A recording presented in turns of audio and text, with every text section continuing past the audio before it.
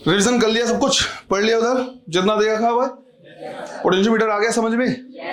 ठीक, ये हमारा क्या है? Current electricity. नेक्स्ट चैप्टर हमें शुरू करना है मैग्नेटिक इफेक्ट ऑफ करंट, है ना? नेक्स्ट चैप्टर हम शुरू कर रहे हैं magnetic effect of current.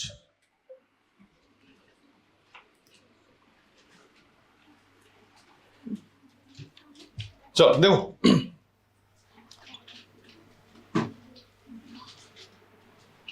Next chapter है मैग्नेटिक इफेक्ट ऑफ करंट। अब इसमें देखो जरा, ये जो चैप्टर है अपने आप में सेरेंडिपिटी है। जैसा तुम बायो वाले, तुमको ये चीज, ये टर्म ऑलरेडी पता है। कहने का मतलब है कि ये जो डिस्कवरी हुई है वो भी क्या है? चांस डिस्कवरी है। खोज किसी और की जा रही थी, एक्सपेरिमेंट कुछ और किया जा रहा था, और डिस्कवरी ये हुई है। क्या डिस्कवरी हुई समझते हैं, पर उससे पहले ये जानना है कि सेम उसी चैप्टर को, सेम उसी कॉन्सेप्ट को जो हमने पहले क्या किया, डिस्कस किया, वहां पे देख रहे हैं। यहां हम देख रहे हैं कि अगर ऐसा हुआ कि कोई चार्ज किसमें है? रेस्ट में है, तो वो सिर्फ और सिर्फ क्या जनरेट करेगा? इलेक्ट्रिक। और इलेक्ट्रोस्टैटिक वाले चैप्टर में ये हमने ऑलरेडी क्या किया? डिस्कस किया हुआ है। इलेक्ट्रोस्टैटिक वाले चैप्टर में हमने ऑलरेडी डिस्कस कर लिया है कि अगर कोई चार्ज रेस्ट में है तो इलेक्ट्रिक फील्ड जनरेट करेगा। इसी तरह से अब हमें क्या करना है? अगला पॉइंट देखना है। वो हमने देखा था कि अगर ऐसा हुआ कि कोई चार्ज यूनिफॉर्म मोशन में है ना, जो चार्ज है वो कैसे है? यूनिफॉर्म में। तो यूनिफॉर्म मोशन में अगर कोई चार्ज पार्टिकल है तो इलेक्ट्रिक फील्ड के साथ साथ क्या जनरेट करेगा? Magnetic field. और अगर कहीं पे करंट फ्लो है, करंट फ्लो का मतलब ही यही होता है कि जो चार्ज है वो क्या कर रहा है? यूनिफॉर्म मोशन कर रहा है, क्योंकि हमने देखा है ड्रिफ्ट वेलोसिटी से मूव करता है। ड्रिफ्ट वेलोसिटी ड्रिफ्ट स्पीड से मूव करता है। इसी तरह से तीसरा हमारे पास है कि अगर ऐसा हुआ कि जो चार्ज है वो एक्सेलरेटेड मोशन में हुआ। एक्सेलरेटेड मोशन कहने का मतलब है वो अपनी वेलोसिटी क्या कर रहा है? चेंज कर रहा है। तो उस टाइम पे वो इलेक्ट्रिक फील्ड, मैग्नेटिक फील्ड तो जनरेट करेगा ही करेगा, वो एनर्जी भी रेडिएट करना शुरू कर देगा in form of electromagnetic wave, है ना? इस तरह से ये हमारा पूरा बेसिक कॉन्सेप्ट है, जिसके बेसिस पे पहला बुक है, 12th का पहला बुक है। अब हुआ क्या? एक साइंटिस्ट है ऑर्स्टेड करके, जो क्या कर रहे थे? अपना एक्सपेरिमेंट कर रहे थे, और वो एक्सपेरिमेंट करते अपने सर्किट से। सिर्फ ये है कि उनके बगल में जस्ट जिस टेबल पे ये सर्किट पूरा उनका था, वहीं पे एक छोटा सा कंपास रखा हुआ था। अब जनरली ऐसा होता है कि अगर हमारे पास एक छोटा सा कंपास है, उसको हम क्या करते हैं? ऐसे रिलीज कर दे इस तरह से, तो कंपास में जो मैग्नेट लगा है उसका जो नॉर्थ है वो अर्थ के नॉर्थ की तरफ क्या करेगा? पॉइंट करेगा। और कंपास का जो साउथ है वो अर्थ के साउथ की तरफ भी क्या करेगा? वो करेगा, पॉइंट करेगा। इसको हम अर्थ मैग्नेटिज्म में एक बार जरूर देखेंगे, उस टाइम हमको और क्लियर आएगा कि ऐसा क्या है। बट हमको ये पता है कि जब भी हम इसको रिलीज करते हो एक पर्टिकुलर डायरेक्शन में आगे क्या होता है? रुक जाता है। यहां पे वो कंपास ऐसे रखा हुआ है और ये अपना एक्सपेरिमेंट कर रहे हैं, और उन्होंने देखा कि जैसे उस वायर में क्या करा रहे? करंट फ्लो करा रहे। जैसे ही करंट फ्लो होना शुरू हुआ, ये जो कंपास था वो एक पर्टिकुलर डायरेक्शन में क्या हो गया? डिफ्लेक्ट हुआ। पर्टिकुलर डायरेक्शन में डिफ्लेक्ट हुआ। अब डिफ्लेक्ट इसलिए हुआ होगा क्योंकि उस पर फोर्स लगा होगा, तभी वो डिफ्लेक्ट हो सकता है। ये चेक करने के लिए कि ये जो डिफ्लेक्शन है वो करंट की ही वजह से हुआ है या नहीं हुआ है, उन्होंने करंट के डायरेक्शन को क्या कर दिया? चेंज कर दिया। अब वो ये देखते हैं कि जैसे उन्होंने क्या किया? करंट के डायरेक्शन को चेंज किया, जो डिफ्लेक्शन था वो अपोजिट डायरेक्शन में होने लगा। इसका मतलब होना हो ये जो कंपास है या जो मैग्नेट है वो करंट से इंटरेक्ट कर रहा होगा। अब सारे साइंटिस्ट जो होते हैं, जितने भी अच्छे फिजिक्स हुए हैं, उनको ये चीज क्लियर होता है कि यूनिवर्स में सिमिलर टाइप के फील्ड ही आपस में इंटरेक्ट कर सकते हैं। और इंटरेक्शन का मतलब होता है आपस में या तो अट्रैक्टिव या रिपल्सिव फोर्स लगा सकते हैं। ग्रेविटेशनल फील्ड, ग्रेविटेशन फील्ड के साथ दो इलेक्ट्रिक फील्ड आपस में या दो मैग्नेटिक फील्ड आपस में इंटरेक्ट कर सकते हैं। उनको ये कहानी क्लियर थी कि अगर कहीं पे कंपास बॉक्स रखा है या मैग्नेट रखा है मतलब मैग्नेटिक फील्ड है, और अगर कहीं पे करंट फ्लो हो रहा है मतलब चार्ज फ्लो हो रहा है, चार्ज है तो इलेक्ट्रिक फील्ड है। अब उन्होंने ये किया कि होना हो इनमें सिमिलर टाइप के फील्ड्स होंगे। सिमिलर टाइप फील्ड होने का कारण ये मतलब होने का रीजन वो दे सकते हैं कि अलग अलग फील्ड इंटरेक्ट नहीं कर सकते। इसके पास इलेक्ट्रिक फील्ड है, इसके पास मैग्नेटिक फील्ड है, वो आपस में इंटरेक्ट नहीं करेंगे, आपस में फोर्स नहीं लगेगा। तो या तो मैग्नेट के पास इलेक्ट्रिक फील्ड होना चाहिए या करंट के पास क्या होना चाहिए? मैग्नेटिक फील्ड होना चाहिए। यही दो कारण बचा। ये आसानी से हम क्या कर सकते हैं? हटा सकते हैं इस चीज को कि भाई इसके पास इलेक्ट्रिक फील्ड नहीं है। अगर होता तो बगल में चार्ज रखने से उसके साथ क्या करता? इंटरेक्ट करता। इसका मतलब है करंट के पास क्या होना चाहिए? मैग्नेटिक। वो ये भी चेक कर रहे हैं कि जैसे ही स्विच ऑफ कर रहे हैं, करंट वहां पे चार्ज जब मूव करना बंद कर रहा है, करंट फ्लो जीरो हो गया, तो ये इंटरेक्शन बंद। मतलब जब चार्ज मूव करना शुरू कर रहा है तो वो मैग्नेटिक फील्ड क्या कर रहा होगा? जनरेट कर रहा होगा। वहीं से पूरा का पूरा चैप्टर हमारा क्या है? निकला है मैग्नेटिक इफेक्ट ऑफ करंट, मतलब जब जब चार्ज मूव करेगा, जहां जहां करंट फ्लो होगा वहां पे क्या होगा, मैग्नेटिक फील्ड होगा। तो ये नया टाइप का फील्ड आ गया। अब जहां भी कोई फील्ड आता है, पढ़ने का तरीका रहता है, पहले हम पढ़ते फोर्स के बारे में, देन पढ़ते हैं किसके बारे में, फील्ड के बारे में। पहले फोर्स और उसके बाद फील्ड। तो यहां पे मैग्नेट की वजह से जो फोर्स लगेगा उसे बोलेंगे मैग्नेटिक फोर्स। तो सबसे पहले हम यहां पे मैग्नेटिक फोर्स के बारे में क्या करेंगे, पढ़ेंगे, और उसके बाद फिर हम मैग्नेटिक फील्ड के बारे में स्टडी करेंगे। सीधा ये बताया गया कि अगर कहीं पे कोई चार्ज है तो उस पर लगने वाला जो फोर्स होगा वो दिया जाएगा Q V क्रॉस B से। ये फॉर्मूला दिया गया कि किसी भी ऑब्जेक्ट में किसी भी चार्ज पे लगने वाला जो फोर्स हो वो कैसे होगा। ध्यान ये रखना है, क्रॉस प्रोडक्ट आ चुका है। अगर क्रॉस प्रोडक्ट आ चुका है इसका मतलब है क्रॉस प्रोडक्ट से रिजल्टेंट का डायरेक्शन निकालना तुमको आना चाहिए। क्रॉस प्रोडक्ट आ गया। हम इसी को चाहे तो मैग्नीट्यूड के फॉर्म में भी लिख सकते हैं, लिख सकते हैं F is equal to QVB sine theta. इसे हम चाहें तो ऐसे भी लिख सकते हैं, F is equal to QVB sine theta.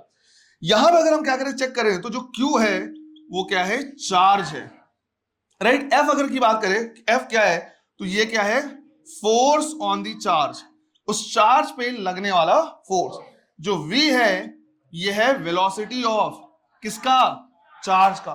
जो B है वो क्या है, मैग्नेटिक फील्ड है, किसका, चार्ज का नहीं है, वो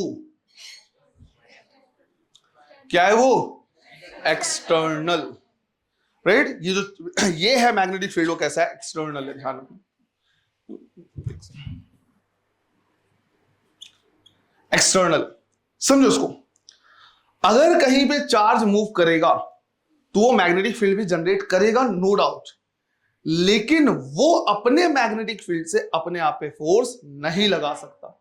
न्यूटन का जो थर्ड लॉ है ये अलाउ करता ही नहीं है कि कोई भी सिस्टम, कोई भी ऑब्जेक्ट अपने आप पे फोर्स लगा ले। अगर तुमको याद आ रहा हो तो उस टाइम पे हमने बोला था कि हम अपने आप को धक्का नहीं दे सकते, कोई भी सिस्टम अपने आप पे फोर्स नहीं लगा सकता। तो जब ये चार्ज क्या करेगा, मैग्नेटिक फील्ड जनरेट करेगा, तो इसका मैग्नेटिक फील्ड एक्सटर्नल फील्ड के साथ क्या करेगा, इंटरेक्ट करेगा। इस पे जो फोर्स लगेगा वो एक्सटर्नल मैग्नेटिक फील्ड लगाएगा, ये खुद नहीं लगाएगा। इस चीज का ध्यान रखना है कि ये मैग्नेटिक फील्ड कैसा है, एक्सटर्नल। ये मैग्नेटिक फील्ड एक्सटर्नल है। रीजन ये है, बाद में जाके हम करंट की वजह से मैग्नेटिक फील्ड निकालना सीख लेंगे, तो ऐसा नहीं होना चाहिए तुमने उसका मैग्नेटिक फील्ड निकाला और उसी की वजह से उसी पे फोर्स लगा दिया, ऐसा बिल्कुल भी नहीं करना है। यहां पे जो थीटा है वो क्या है, angle between velocity vector and magnetic field. तो यहां जो थीटा है वो हम लिखेंगे angle between velocity and magnetic field, simple. यहां जो हम फॉर्मूला लिख रहे हैं F is equal to Q V cross B, इसको थोड़ा सा मॉडिफाई भी किया जा सकता है। मॉडिफाई करने का मतलब ये है कि मान लो हमने यहां पे क्या कर लिया, एक वायर ले लिया जिसका जो लेंथ है वो है L। हमने इसमें क्या किया, एक्सटर्नल इलेक्ट्रिक फील्ड या बैटरी वगैरह अप्लाई किया, कुछ भी, जिससे जो चार्ज है वो V वेलोसिटी से क्या करने लग गया, मूव करने लग गया। जब वो चार्ज V वेलोसिटी से मूव कर रहा था तो एक एंड से दूसरे एंड आने में उसको जो टाइम लगा है वो लगा कितना, T, उसको T टाइम लगा। यहां से जब मैं इसमें क्या करूंगा, फोर्स निकालूंगा, तो मैं लिखूंगा QVB साइन थीटा। वेलोसिटी को हम चाहें तो लिख सकते हैं कि भाई L लेंथ कवर किया है कितने टाइम में, T टाइम में, तो L by T multiplied by B into sine theta. इसी को थोड़ा सा रीअरेंज कर रहे हैं और रीअरेंज करके कर दिया Q by T into L B sine theta. और चार्ज पर यूनिट टाइम को लिखा जा सकता है करंट। तो यही फॉर्मूला थोड़ा सा मॉडिफाई होके आ जाता है ILB साइन थीटा के फॉर्म में। मैं चाहूं तो इसको वेक्टर के फॉर्म में भी लिख सकता हूं, और वेक्टर के फॉर्म में अगर मुझे लिखना है तो मुझे दो वेक्टर क्वांटिटीज चाहिए। एक वेक्टर क्वांटिटी मेरे पास है क्या, B, दूसरा बच गया I और L। अब हमने ये सीखा हुआ है कि करंट जो है वो क्या है, एक स्केलर क्वांटिटी है। Current scalar quantity, current vector quantity नहीं हो सकती। अगर ये स्केलर क्वांटिटी है तो फिर बचा क्या हमारे पास, लेंथ। हमें लेंथ को यहां पे वेक्टर की तरह ट्रीट करना होता है, लेंथ को वेक्टर बनाना पड़ता है। तो हम यहां पे क्या करते हैं, लिखते हैं F vector is equal to I L vector cross B vector. इसे इस तरह से लिखा जाता है। अब अगर इसको हमने वेक्टर की तरह ट्रीट किया है तो इसका डायरेक्शन भी होना चाहिए, है ना। ये जो हमने यहां पे लिखा हुआ है ये कहलाता है लेंथ वेक्टर, और अगर ये वेक्टर है तो इसका डायरेक्शन होना चाहिए। बट लेंथ का अपना खुद का कोई डायरेक्शन नहीं होता, तो लेंथ वेक्टर का जो हम डायरेक्शन क्या करते लेते हैं, वो लिखते हैं करंट का डायरेक्शन। दोनों मिलजुल के यहां पे क्या करते हैं, अपना काम चलाते हैं। लेंथ को हम वेक्टर की तरह लेते हैं क्योंकि करंट वेक्टर नहीं हो सकता, और डायरेक्शन किसका लेते हैं, करंट का ले लेते हैं। तो यहां पे हम डायरेक्शन लिखेंगे सेम एज करंट। जो भी करंट का एक्शन होगा वो हम लेंगे। अब यहां पे सबसे इंपॉर्टेंट चीज जो तुमको क्या करना है, ध्यान रखना, वो ये कि हमने यहां पे लेंथ एल तो लिया हुआ है, पर जो लेंथ होता है वो इफेक्टिव लेंथ लेते हैं। जैसे याद करो, जब हम क्या कर रहे थे, ये पढ़ रहे थे, फ्लक्स की बात कर रहे थे, तो फ्लक्स में हमने फॉर्मूला लिखा था ई ए कॉस थीटा, और जो एरिया था वो इफेक्टिव एरिया ले रहे थे, वो एरिया जो मैग्नेटिक फील्ड के इलेक्ट्रिक फील्ड के परपेंडिकुलर। याद करो, एक क्वेश्चन था हेमिस्फीयर का, तो हेमिस्फीयर के जो दूसरा वाला सरफेस था उससे हमने बोला था फ्लक्स निकालने के लिए, तो effective area 2 pi R square नहीं बल्कि पाई आर स्क्वायर लिया था। क्वेश्चन आया हुआ एग्जाम में। कुछ वैसी चीज यहां पे भी है। मान लो मैंने तुमसे बोला कि भाई यहां पे मेरे पास क्या है, इस तरह का मैग्नेटिक फील्ड है, राइट, इस तरह का क्या है मैग्नेटिक फील्ड। अब हमें तीनों डायमेंशन को यूज करना पड़ेगा, क्योंकि क्रॉस प्रोडक्ट है, दो डायमेंशन में एक्स और वाई है, तो इसका रिजल्टेंट जेड में आ जाएगा, परपेंडिकुलर आता है, तो तीनों को यूज करना है। मान लो हमने बोला मैग्नेटिक फील्ड इस तरह से, और मैंने बोला कि इसमें एक वायर को मैंने इस तरह से क्या किया रखा है, ऐसे करके रख दिया है, जिसमें करंट ऐसे फ्लो है। अब कहने को भले हो सकता है इसका जो लेंथ हो वो अलग हो, पर हमें जो इफेक्टिव लेंथ लेना है वो सीधा स्ट्रेट लेना है, यहां से लेके यहां तक, है ना। तो पॉइंट ए से लेके पॉइंट बी तक का हम क्या करेंगे, लेंथ लेंगे। तो वायर इस तरह का है, पर ये हमारा क्या हो जाएगा, इफेक्टिव लेंथ। ये हो जाएगा हमारा इफेक्टिव लेंथ। इसका मतलब हुआ कि मान लो इसमें मैंने एक सेमी सर्कुलर वो लिख दिया, लूप रख दिया, है ना, आर रेडियस का सेमी सर्कुलर लूप लिया, तो हम पाई आर वाला लेंथ नहीं लेंगे, क्योंकि सेमी सर्कुलर का लेंथ कितना होगा, पाई आर। हम क्या लेंगे, 2r, है ना, डायमीटर उसका लेंगे। क्लियर है? ये छोटा सा पॉइंट है, ध्यान रखना है इसको। चलो पहले इतना नोट करो, फिर आगे बता। एक सिंपल सा क्वेश्चन है कि लेट से मैंने क्या किया है, इस तरह से मैग्नेटिक फील्ड ले लिया ऐसे, और मैग्नेटिक फील्ड जो है यहां पे गिवन है, इसकी वैल्यू 0.1 टेस्ला। अच्छा एक सेकंड और, मैग्नेटिक फील्ड सिंस इसमें पहली बार आ रहा है, उसका क्या करना है, यूनिट लिख लेना है, वो लिखाना भूल गया मैं। मैग्नेटिक फील्ड की अगर हम एसआई यूनिट की बात करें, तो जो एसआई यूनिट होगा वो क्या होगा, टेस्ला, जिसको रिप्रेजेंट करेंगे इससे टी से। और इसी तरह से इसकी जो सीजीएस यूनिट होगी वो होगा क्या, गॉस, जिसको रिप्रेजेंट करेंगे किससे, जी से। इनमें कन्वर्जन तुमको पता होना चाहिए, जो 1 टेस्ला होता है वो 10⁴ गॉस के इक्वल होता है। एक चीज और ध्यान रखना है, जिस तरह से फैरेड अपने आप में बहुत बड़ी यूनिट थी, उसी तरह से जो टेस्ला है वो भी अपने आप में क्या है, बहुत बड़ी यूनिट है।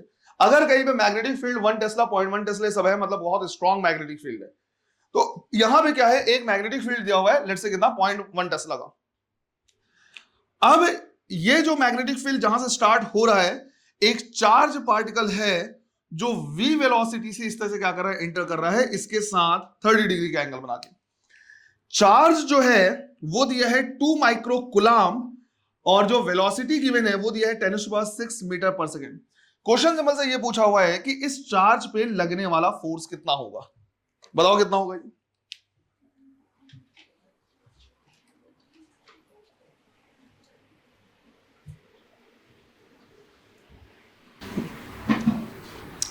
क्या रहा आंसर, 0.2 या 0.1?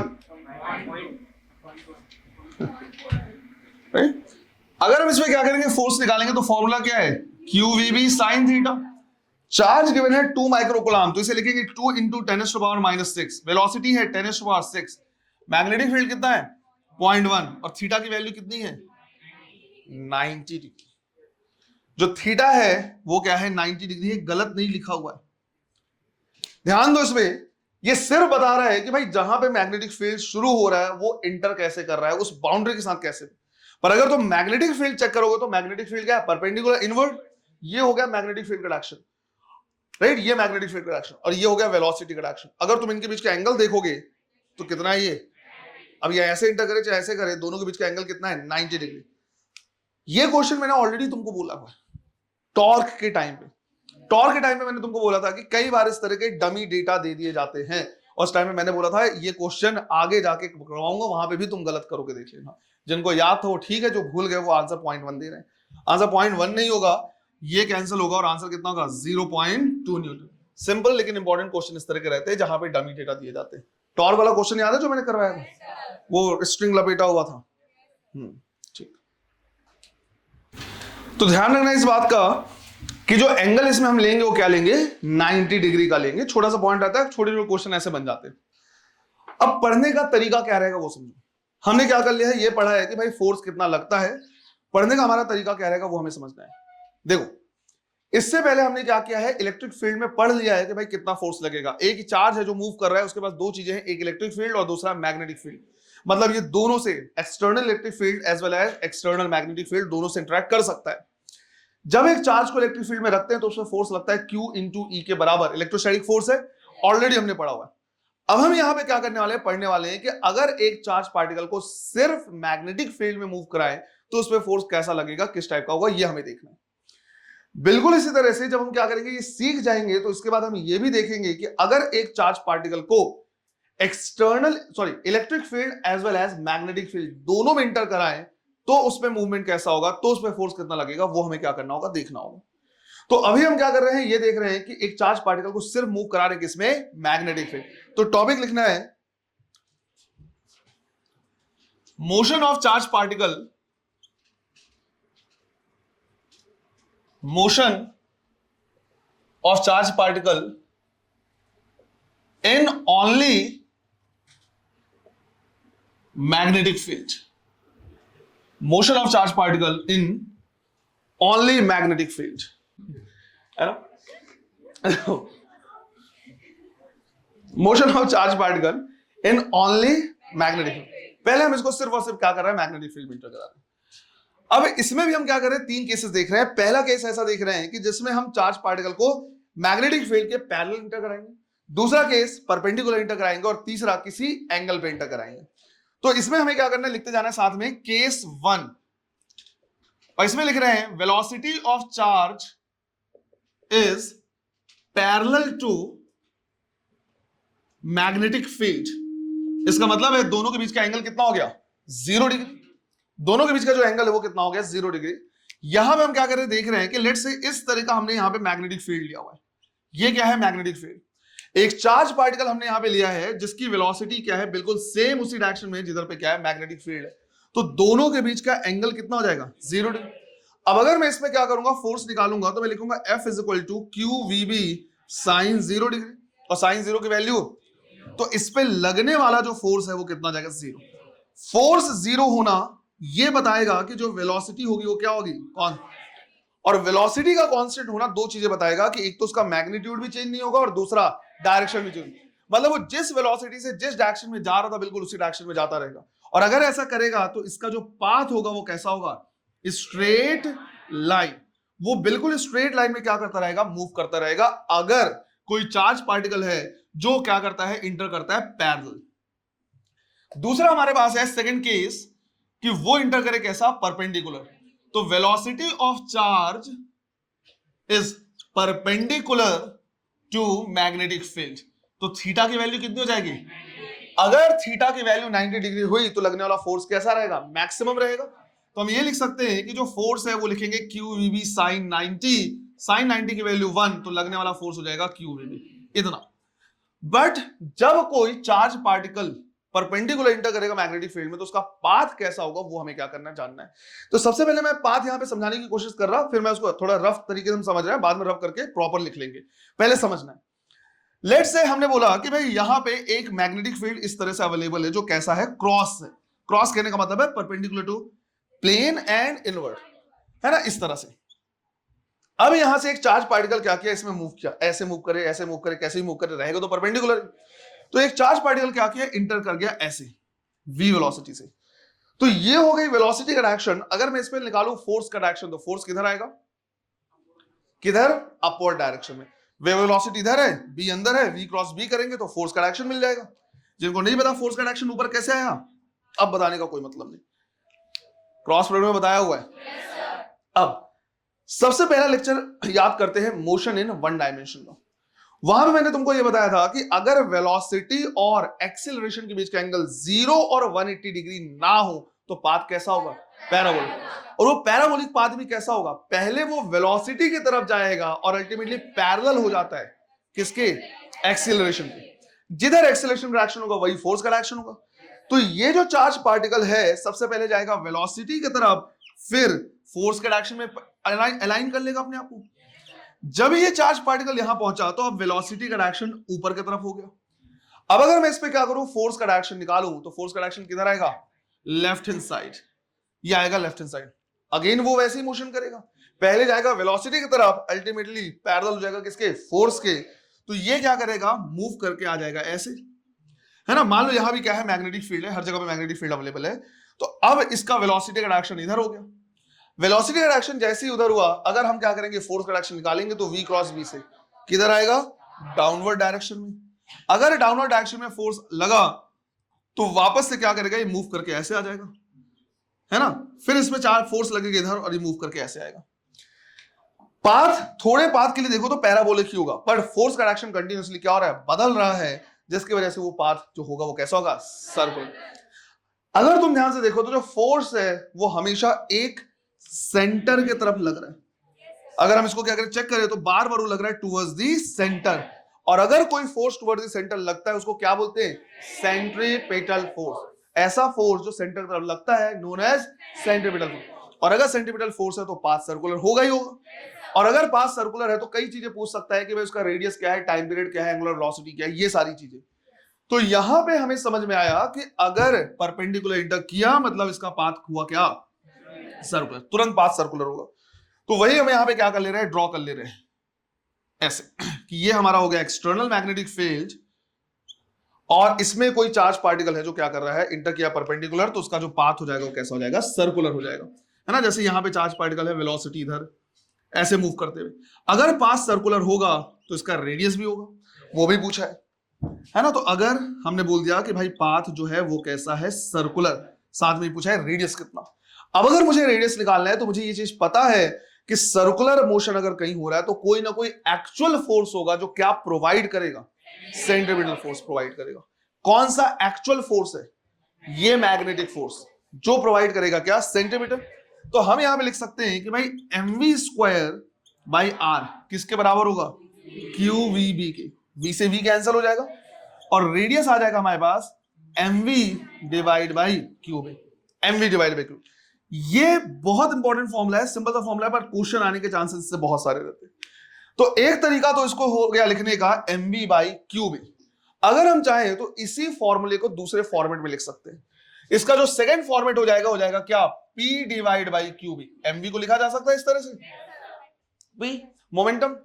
इसी को हम चाहें तो लिखने का दूसरा तरीका हो सकता है, p की जगह पे काइनेटिक एनर्जी के हिसाब से √2m के, जहां पे k क्या है, kinetic energy divide by cube.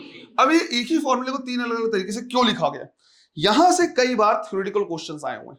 Theoretical question आया हुआ है रेडियस या रेडियस ऑफ कर्वेचर का रेशियो निकालने या कंपेयर करने के लिए। क्वेश्चन ऐसे देगा कि हमारे पास अलग अलग टाइप के चार्ज है जिनको सेम वेलोसिटी से हमने क्या किया, इंटर कराया, परपेंडिकुलर इंटर कराया सेम मैग्नेटिक फील्ड में। बताओ उनके रेडियस का रेशियो कितना, या रेडियस कम किसका होगा, या रेडियस ऑफ कर्वेचर ज्यादा किसका होगा, ऐसे करके पूछेगा। अब अगर क्वेश्चन ऐसे आया तो ध्यान ही रखना है, सेम वेलोसिटी से इंटर कराया तो v सेम है, सेम मैग्नेटिक फील्ड में इंटर कराया तो b सेम है। हम बोलेंगे r डायरेक्टली प्रोपोर्शनल होगा मास के, इनवर्सली प्रोपोर्शनल होगा चार्ज के। अगर यही क्वेश्चन बदल दे और बोलेगा सेम मोमेंटम से इंटर कराया तो हमें यूज करना है सेकंड, हम बोलेंगे मास पे डिपेंड नहीं करेगा, रेडियस होगा इनवर्सली प्रोपोर्शनल क्यू के। अगर यही क्वेश्चन बोल दे कि सेम काइनेटिक एनर्जी से क्या कराया, इंटर कराया, तो फिर इसको हम क्या करेंगे, यूज करेंगे। क्लियर है ये? अच्छा, अब ये कैसा मोशन कर रहा है, सर्कुलर मोशन कर रहा है। सर्कुलर मोशन कर रहा है तो इसका एक फिक्स टाइम इंटरवल भी होगा जिसके बाद अपने आपको रिपीट करेगा। तो टाइम पीरियड या फ्रीक्वेंसी क्या करता है, पूछ लेता है। यही फॉर्मूला हमको बार बार काम आ जाएगा। जैसे हमने यहां पे लिखा है r is equal to mv by QB, इसको रीअरेंज करेंगे तो v by R is equal to आ जाएगा क्यूबी बाई m, और v बाई आर को क्या लिख सकते हैं, ओमेगा। तो omega is equal to QB by m, ये हो गया एंगुलर वेलोसिटी। अगर हम फ्रीक्वेंसी निकालें तो 2 पाई न्यू लिख सकते हैं, उससे आ जाएगा। या टाइम पीरियड निकालो तो 2 पाई बाई टी, तो 2 पाई बाई टी किसके बराबर है, क्यूबी बाई एम के बराबर है। तो टाइम पीरियड कितना, 2 पाई एम बाई क्यूबी। अब ये जो फॉर्मूला है, ठीक है, जब हम अपने से सेल्फ स्टडी करते हैं तो हम देख लेते हैं कि हाँ ये फॉर्मूला आ गया, फॉर्मूला याद कर लेते हैं 2 पाई एम बाई क्यूबी। बट इसका कंक्लूजन क्या है वो इंपॉर्टेंट है।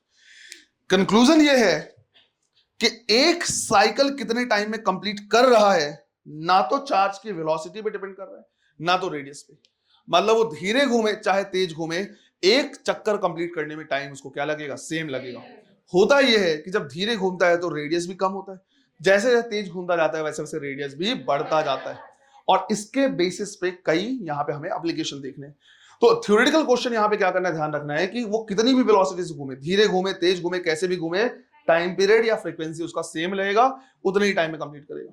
और दूसरा थ्योरेटिकल क्वेश्चन ये कि जैसे जैसे वेलोसिटी बढ़ती जाएगी वैसे वैसे इसका रेडियस भी बढ़ता जाएगा। किस रेशियो में? Same ratio. Time period double है तो रेडियस भी डबल, या रेडियस डबल है तो टाइम पीरियड भी क्या हो जाएगा? डबल हो जाएगा। क्लियर है? ये सिर्फ डिपेंड करता है चार्ज पे, मास पे और एक्सटर्नल फील्ड पे, वेलोसिटी रेडियस पे डिपेंड नहीं करता। क्लियर? चलो इसको नोट करो पहले। फिर हमारे पास क्या है? थर्ड केस है जिसमें हम पैरेलल या परपेंडिकुलर इंटर नहीं करा रहे हैं बल्कि किसी एंगल पे क्या करा रहे हैं? इंटर करा रहे हैं।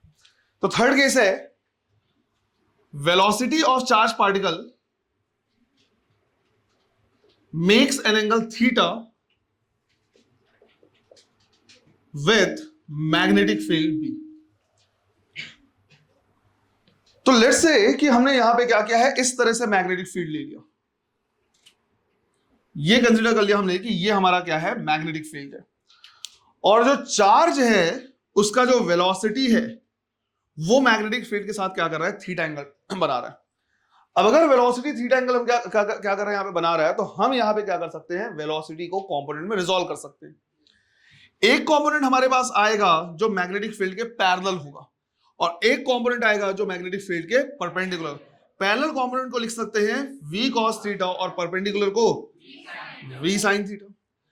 अब हम ये मान के चलेंगे कि इस चार्ज के पास एक नहीं बल्कि दो दो वेलोसिटी है। एक वेलोसिटी है जो पैरेलल है और एक वेलोसिटी है जो परपेंडिकुलर, और ये दोनों ही केसेस हमने पढ़े हुए। जो पैरेलल कंपोनेंट होता है या वेलोसिटी अगर पैरेलल होता है तो वो क्या करता है? स्ट्रेट लाइन में मूव करता है और अपनी वेलोसिटी चेंज नहीं करता। इसी तरह से जो परपेंडिकुलर वेलोसिटी होता है वो क्या करता है? उसको कैसा पाथ देता है? सर्कुलर। तो एक है जो उसको चाह रहा है कि सर्कुलर पाथ में मोशन करे, दूसरा है जो चाह रहा है वो स्ट्रेट लाइन में मोशन करे। तो ये जो पार्टिकल होगा, ये जो चार्ज होगा, क्या करेगा? सर्कुलर पाथ में घूमते हुए आगे बढ़ेगा। तो सर्कुलर पाथ में घूमते हुए जब क्या करेगा? ये आगे बढ़ेगा, तो इसका जो पाथ हो जाएगा वो इस तरह का हो जाएगा, और इस पाथ को हम क्या बोलते हैं? हेलिकल। Right, helical path. तो ये जो पाथ यहां पे है वो पाथ कैसा हो जाएगा? हेलिकल। हेलिकल पाथ होगा। ये क्या करेगा? सर्कुलर मोशन भी करेगा और साथ साथ क्या करेगा? आगे भी बढ़ेगा। इसमें पूछ लेगा कि भाई इसका जो रेडियस है वो कितना है। रेडियस आराम से क्या कर सकता है? पूछ सकता है। अगर हमें क्या करना है? रेडियस निकालना है, तो हमने फॉर्मूला भी सीखा था mv/क्यूब। बट कौन सा वेलोसिटी है जो इसको सर्कुलर मोशन करा रहा है? राइट, v sin थीटा वाला। तो हम लिखेंगे v perpendicular divide by cube, या फिर v परपेंडिकुलर की जगह पे क्या लिख सकते हैं? v sin theta. तो ये हो जाएगा mv sin theta divide by cube. इसी तरह से एक चीज और पूछता है कि यहां से जब ये एक पूरा चक्कर लगाया तो यहां पहुंच गया, एक पूरा सर्कल कंप्लीट करने में जो कितना जितना डिस्टेंस क्या करता है? मूव करता है, that is known as pitch. Right, screw gauge वगैरह में इसको पढ़ा था कि एक पूरा रोटेशन में कोई ऑब्जेक्ट जितना आगे या पीछे मूव कर जाए वो पिच है। पिच बेसिकली और कुछ नहीं बल्कि क्या है? डिस्टेंस है। तो उसमें पूछेगा कि इसका जो पिच है वो कितना है, डिस्टेंस वो कितना है। तो हम बोलेंगे देखो ऐसा है कि जिस वेलोसिटी से आगे जा रहा है मल्टीप्लाइड बाय एक पूरा चक्कर कंप्लीट करने में जो टाइम लगा है, तो हम सीधे लिख सकते हैं जो वेलोसिटी उसको आगे लेके जा रहा है, कौन? v पैरेलल मल्टीप्लाइड बाय एक पूरा चक्कर कंप्लीट करने में जिसको टाइम लगा, तो वेलोसिटी मल्टीप्लाइड टाइम लिख देंगे। इक्वेशन ऑफ मोशन की जरूरत नहीं पड़ेगी क्योंकि पैरेलल कंपोनेंट क्या है? कांस्टेंट है एज ऑफ नाउ इस पर्टिकुलर केस में। v पैरेलल हो जाएगा हमारे पास कितना? v cos थीटा, और टाइम पीरियड कितना? 2 पाई m/क्यूब। ऐसे करके हम निकाल सकते हैं क्या? ये पिच। क्लियर है ये? चलो इसे भी नोट करो। सिर्फ और सिर्फ मैग्नेटिक फील्ड में क्या कराएं? इंटर कराएं, तो उसका मोशन कैसा होगा, है ना? अगर थीटा 0 या पैरेलल है तो स्ट्रेट लाइन, वेलोसिटी में कोई चेंज नहीं आएगा।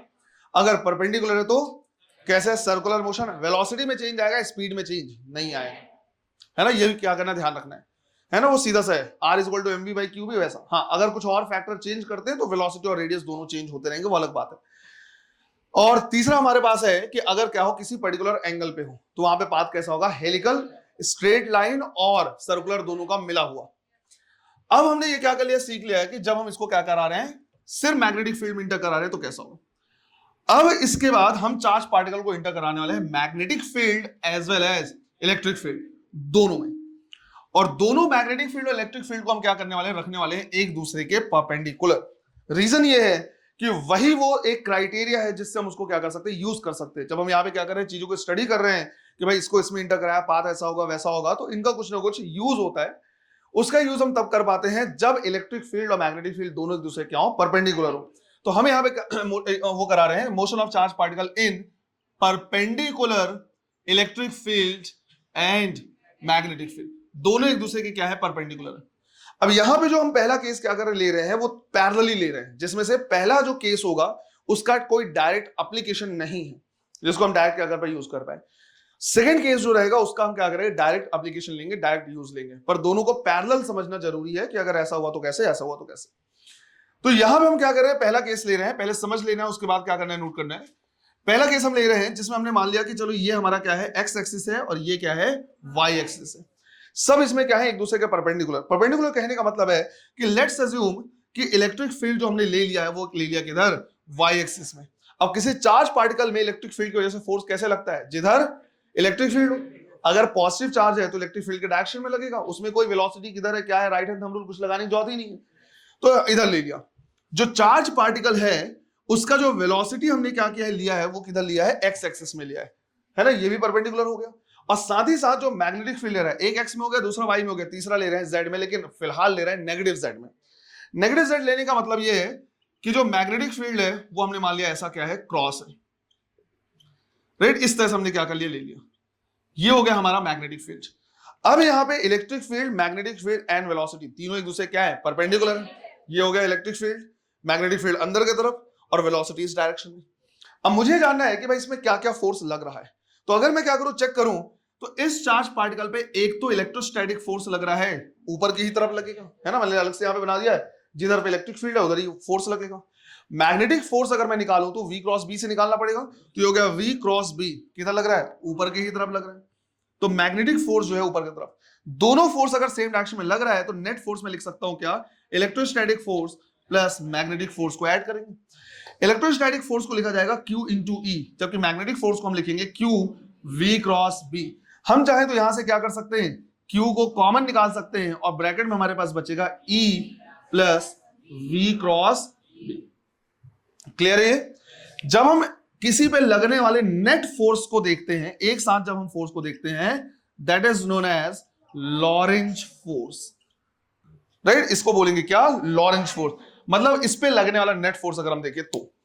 अब यहां पे जो पहला केस हमने क्या किया, यहां पे लिया है, उसमें हम ये देख रहे हैं कि यार दोनों फोर्स जो है वो सेम डायरेक्शन में है और नेट फोर्स कितना, Q ब्रैकेट में E vector plus V cross B vector. Clear है, ये दोनों को ऐड कर देंगे। बट इसी के पैरेलल अब हम देख रहे हैं क्या, सेकंड केस, केस 2। केस 2 में हमने कुछ भी चेंज नहीं किया, सिर्फ एक चेंज है, वो है मैग्नेटिक फील्ड का डायरेक्शन। अभी भी है परपेंडिकुलर, लेकिन जो पहले माइनस जेड में था अब किधर ले रहे हैं, पॉजिटिव जेड में, प्लस जेड में। तो ये हमने ले लिया, ये हमारा क्या है, एक्स एक्सिस है, ये क्या है, वाई एक्सिस है। हमने कहा कि जो इलेक्ट्रिक फील्ड है, राइट, वो अभी भी किधर है, वाई में। जो चार्ज की वेलोसिटी ले रहे हैं वो किधर ले रहे हैं, एक्स में। और जो मैग्नेटिक फील्ड हम क्या कर रहे हैं, ले रहे हैं, अब वो हम ले रहे हैं पॉजिटिव जेड में। ये हमारा हो गया क्या, magnetic field, perpendicular to plane and outward. अब वापस से इस चार्ज पार्टिकल पे मैं क्या कर रहा, फोर्स देख रहा, किस पे फोर्स किधर लग रहा है। पहले इलेक्ट्रोस्टैटिक फोर्स तो क्या लगेगा, ऊपर की तरफ ही लगेगा, तो ये लगेगा क्या, इलेक्ट्रोस्टैटिक फोर्स ऊपर के डायरेक्शन में। फिर हम देखेंगे क्या, मैग्नेटिक फोर्स। मैग्नेटिक फोर्स अगर हम क्या करेंगे, निकालेंगे तो V क्रॉस B निकालना पड़ेगा, तो V क्रॉस B निकालेंगे, किधर आएगा, नीचे, तो नीचे की तरफ लगेगा। अगर मुझे नेट फोर्स निकालना है तो जो भी ज्यादा होगा उससे कम वाले को क्या कर देंगे, सब्ट्रैक्ट कर देंगे। अगर ऐसा हुआ इलेक्ट्रोस्टैटिक फोर्स ज्यादा लगा, ऊपर की तरफ नेट फोर्स होगा, ऊपर चला जाएगा। मैग्नेटिक फोर्स ज्यादा हुआ, नेट फोर्स नीचे की तरफ होगा, नीचे आ जाएगा। बट यार ऐसा भी तो हो सकता है कि लगने वाला नेट फोर्स क्या हो जाए, जीरो। ऐसा हमेशा हो जरूरी नहीं है, पर चांसेस है। अगर दोनों अपोजिट डायरेक्शन में है तो हो सकता है कि दोनों फोर्स इक्वल हो जाए। तो मैं यहां पे लिख रहा इफ, अगर ऐसा हुआ कि इलेक्ट्रोस्टैटिक फोर्स जो ऊपर की तरफ लग रहा है वो किसके बराबर हो जाएगा, मैग्नेटिक फोर्स जो नीचे की तरफ लग रहा है, तो नेट फोर्स कितना, जीरो।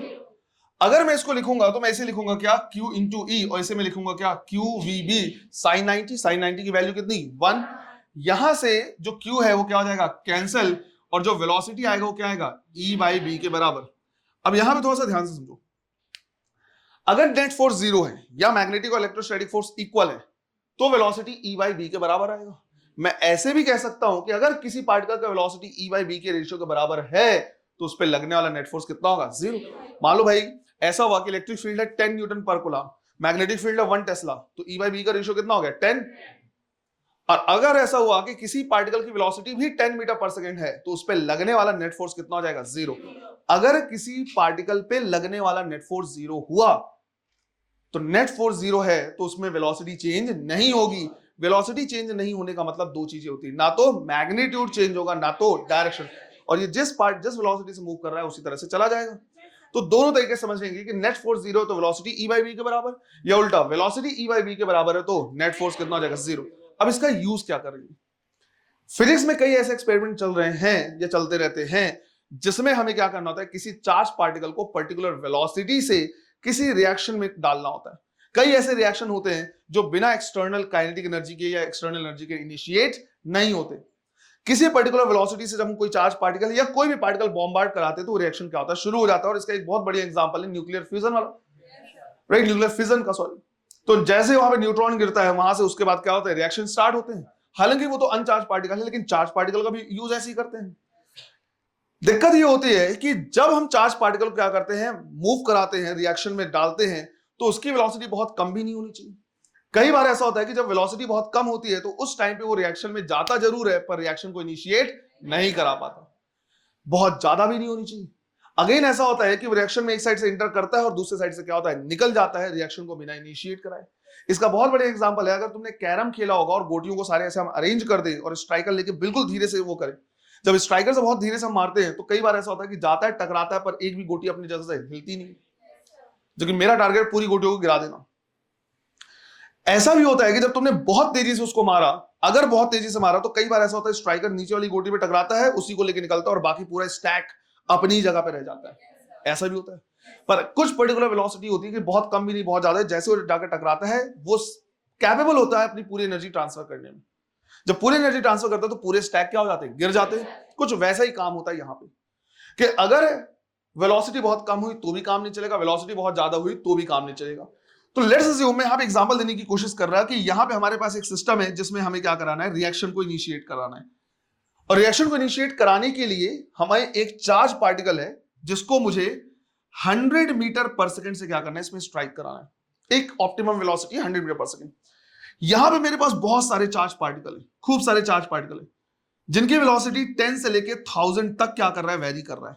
10 से लेके 1000 मीटर पर सेकंड तक वेरी कर रहा है, सब अलग अलग वेलोसिटीज घूम रहे हैं। पर मुझे 100 से कम वाले भी नहीं चाहिए और 100 से ज्यादा वाले भी नहीं चाहिए, मुझे एग्जैक्टली चाहिए 100 वाले। तो मैं क्या करूंगा कि जहां पे ये चार्ज पार्टिकल रखे हुए हैं वहां पे इलेक्ट्रिक फील्ड और मैग्नेटिक फील्ड को परपेंडिकुलर सेट करूंगा और इस तरह से सेट करूंगा कि इनका रेशियो कितना हो जाए, 100 हो जाए। अगर मैंने इलेक्ट्रिक फील्ड लिया है मान लो 10 न्यूटन पर कूलम, तो मैग्नेटिक फील्ड 0.1 टेस्ला ले सकता हूं। इसको 100 लिया तो इसको 1 ले सकते हैं, ऐसे ले सकते हैं। उससे होगा ये कि जैसे इलेक्ट्रिक फील्ड और मैग्नेटिक फील्ड को हम क्या करेंगे, सेट करेंगे किसमें, 100 मीटर पर सेकंड पे, या रेशियो इनका 100 पे सेट करेंगे, वो सारे चार्ज पार्टिकल जिनकी वेलोसिटी 100 है उन पे लगने वाला नेट फोर्स 0। और अगर उस पे लगने वाला नेट फोर्स 0 होगा तो वो इनमें से पार्टिकल जिनकी वेलोसिटी एग्जैक्टली 100 मीटर पर सेकंड है वो स्ट्रेट लाइन में क्या करेंगे, मूव करेंगे और कहां जाके टकराएंगे, रिएक्शन में, और वो रिएक्शन को इनिशिएट करा सकते हैं। इनके अलावा सारे पार्टिकल जिनकी वेलोसिटी 100 से कम या 100 से ज्यादा है उन पे नेट फोर्स या तो ऊपर लगेगा या तो नीचे लगेगा, वो उसके तरफ क्या हो जाएंगे, डाइवर्ट हो जाएंगे।